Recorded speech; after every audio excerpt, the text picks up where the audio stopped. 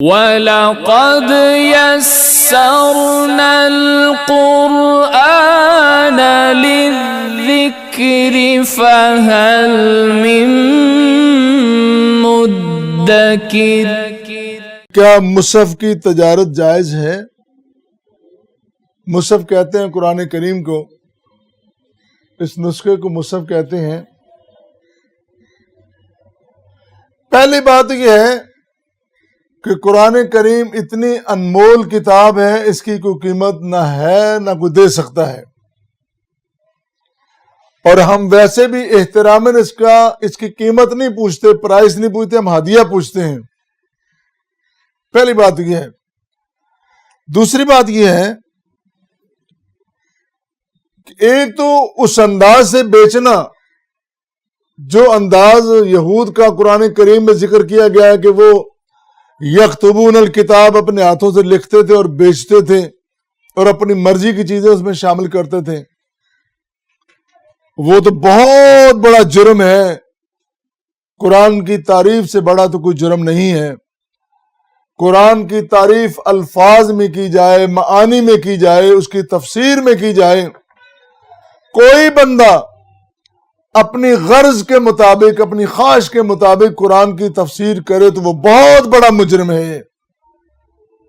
قرآن کی ہم ترجمانی کر رہے ہیں، قرآن کی باتیں آگے سمجھا رہے ہیں، قرآن کی مشکل جو باتیں ہیں جو عام بندہ نہیں سمجھتے اس کی تفسیر ہم بیان کر رہے ہیں۔ ہم قطعاً اپنے ارادے، اپنی خواہشات، اپنی آرزویں اس میں شامل نہیں کر رہے، اور اللہ تعالیٰ ہم سب کو اس سے محفوظ رکھے۔ یہ تو بہت بڑا جرم ہے قرآن کی تعریف کرنا۔ اور جس طرح کے امام سیوطی نے کچھ اس کے نقل کیے ہیں، آثار نقل کیے ہیں جن سے اس کی کراہت، بیع کی، فروخت کی، خرید کی، اس کی کراہت ثابت ہوتی ہے، لیکن سلف کی جماعت نے اس کو جائز قرار دیا ہے، اور بغیر کسی کراہت کے۔ علماء سلف، علماء کی بہت بڑی جماعت نے، اکثریت نے اس بات کو جائز قرار دیا ہے کہ قرآن کریم کو طبع کر کے، پبلش کر کے اس کو بیچنا، اس کی تجارت کرنا جائز ہے، جو کچھ ہو رہا ہے۔ لیکن میں اس کے لیے چند باتیں ضرور عرض کرنا چاہتا ہوں، وہ یہ ہیں، اولاً تو ریاست کو اس کا اہتمام کرنا چاہیے، جس کی مثال ہمارے سامنے سعودی عربیہ کی ہے۔ انہوں نے کروڑوں کی تعداد میں، بلکہ اس سے بھی زیادہ، بہترین کاغذ پر، بہترین طباعت میں، بہترین شکل و صورت میں قرآن کریم کو طبع کر کے، پبلش کر کے پوری دنیا میں تقسیم کیا ہے، اور وہاں قرآن کریم کا بڑا اہتمام کیا جا رہا ہے اس کو نشر کرنے کا۔ ایران نے بھی اس طرف توجہ کی ہے، قرآن، اور بھی کئی ممالک میں، اسلامی ممالک میں یہ صورتحال ہے۔ ہمارے ہاں یہ ایسا سلسلہ نہیں ہے، جس کی طرف حکومت وقت کو، ریاست کو توجہ کرنی چاہیے۔ ایک بات۔ دوسری بات یہ ہے کہ اگر پرائیویٹ ادارے یہ کام کر رہے ہیں، ان کو کرنا چاہیے، ان کو اجازت ہے، شریعت میں اس کی پابندی نہیں ہے، لیکن اس کے احترام اور وقار کا خیال رکھا جانا بڑا ضروری ہے۔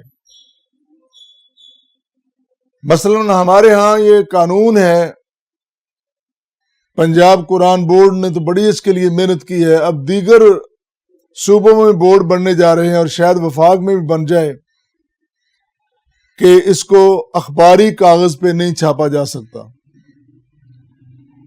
ریسائیکل پیپر پہ اس کو نہیں چھاپا جا سکتا۔ لیکن تکلیف دہ بات یہ ہے کہ ہمارے مسلمان تاجر، مومن مسلمان تاجر، نہ صرف اس کو اس کاغذ پہ چھاپتے ہیں بلکہ وہ چوری کے سارے ذرائع استعمال کرتے ہیں جو چور کرتے ہیں. چھاپوں سے کس طرح بچنا ہے، حکومت سے کس طرح بچنا ہے، لوگوں کو دغا کس طرح دینا ہے، فریب کس طرح دینا ہے. میں اس ٹیم کا ممبر رہا ہوں، بلکہ پچھلے کئی سال پنجاب قرآن بورڈ کی وہ ٹیم جو قرآن کی طباعت کو چیک کرتی تھی، میں اس کی ٹیم کا سربراہ تھا. ہم نے جب چھاپے مارنے شروع کیے تو لوگوں نے بازار میں سلسلہ بند کر دیا، باہر نکل گئے، مضافات میں چلے گئے، دور دراز جا کے وہ قرآن کو تباہ کرنے لگے. ہماری نظروں سے تو وہ بچ گئے، کہ اللہ کی نظر سے بھی بچ گئے؟ کہ وہ کمائی جو انہوں نے قرآن کو سطحی پیپر پہ چھاپ کے حاصل کی، بچوں کو پالا، کیا وہ کمائی جائز ہے؟ اس بدنیتی پہ کاروبار کرنا کہ وہ جائز ہے؟ اور پھر قرآن کریم وہ جو اس نکمے کاغذ پہ چھپتا ہے، معاذ اللہ، وہ جلدی جب پھٹ جاتا ہے لوگ اس کو اٹھاتے ہیں تو جا کے نہر میں پھینک آتے ہیں. یہ بھی بڑی ستم ظریفی ہے.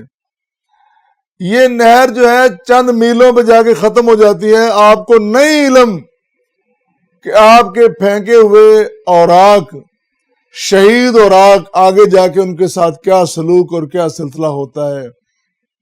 اور بسا اوقات گندگی اور غلاظت کے ڈھیر پہ بھی مقدس اوراق پائے جاتے ہیں، تو کتنی تکلیف ہوتی ہے دل کو.